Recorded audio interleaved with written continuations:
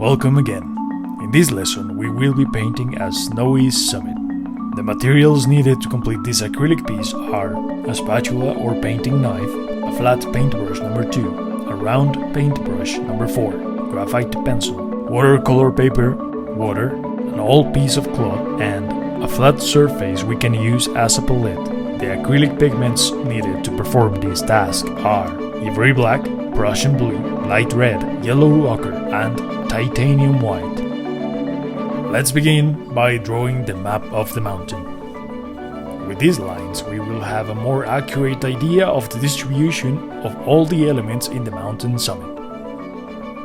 For practical purposes, I am using a summit from my imagination to explain the basic concepts of mountain acrylic painting. By first dampening our paintbrush with water, we are going to mix a little bit of Prussian blue, light red, and titanium white. We need to create a pastel color out of this mixture to distribute across the sky. I recommend painting the background first to have better control of the colors over the elements in the paintings as we make some progress and continue adding layer after layer. This will provide a less patched looking in our color distribution. Continuing with our background color, let's add a little bit of a blue layer, just for fun. And of course, to add a certain blending to resemble those fantastic colors we see in the sky at dawn. Remember that water is a vital element when we paint with acrylics. It rinses, thins, and delays the drying stage of pigments.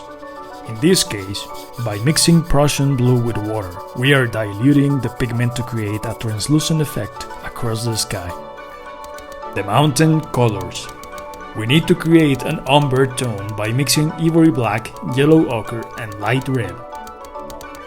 At the same time, we need to create something similar to Payne's gray by taking advantage of the pigment remaining in the paintbrush bristles, a little bit of Prussian blue, and yellow ochre.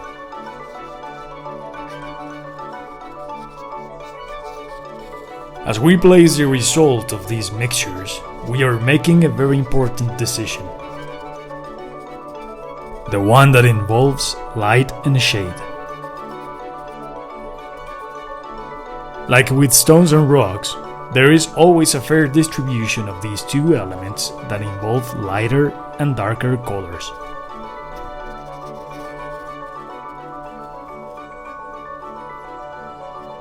Here, the placement of color is entirely out of my memory. I encourage you to really observe colors from mountains whenever you go outside and see the types of stone, dirt, and ground in general.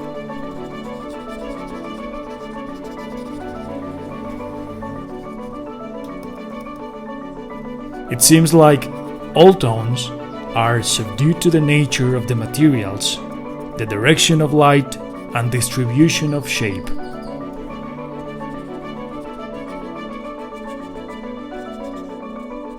We can notice that light is mostly coming from the upper right area of the screen, whereas the shade remains in the lower left side of the screen.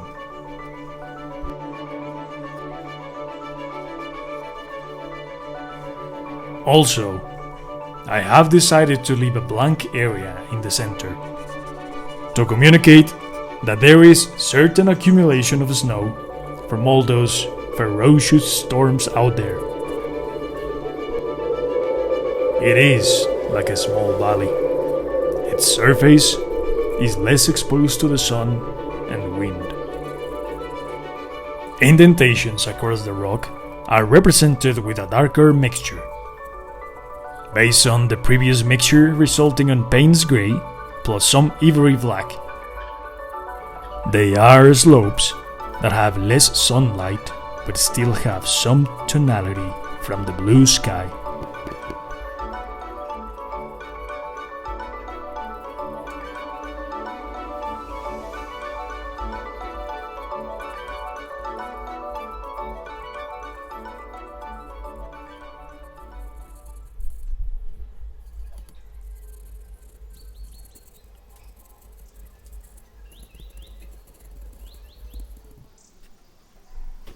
It's time to switch to our spatula.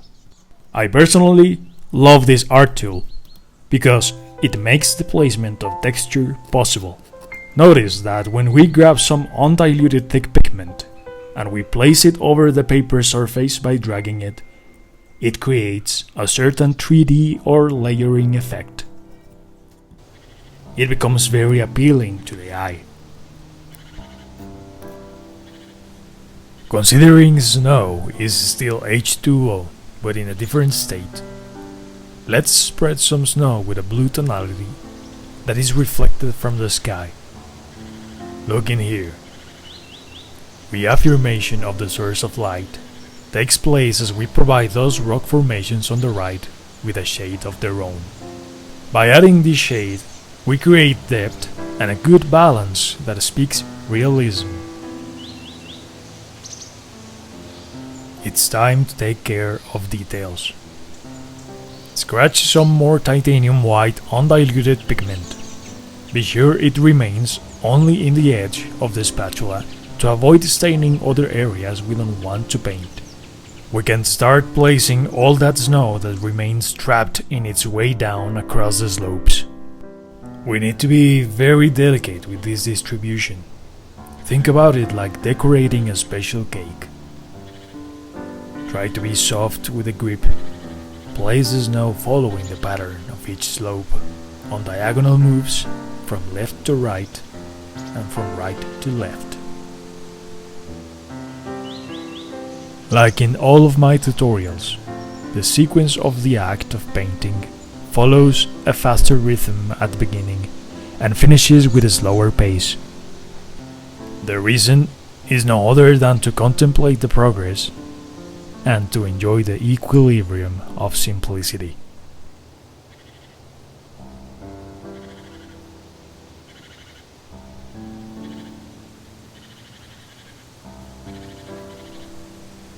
Let's always remember to clean your tools as you stop utilizing them. With good care, we will keep them in good shape for a longer amount of time.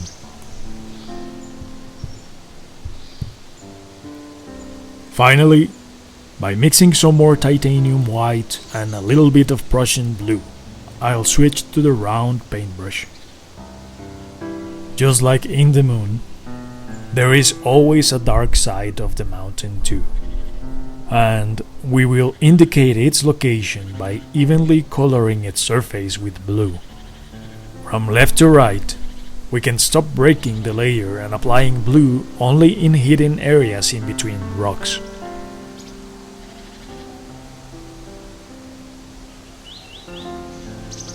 Excellent. We made it to the end.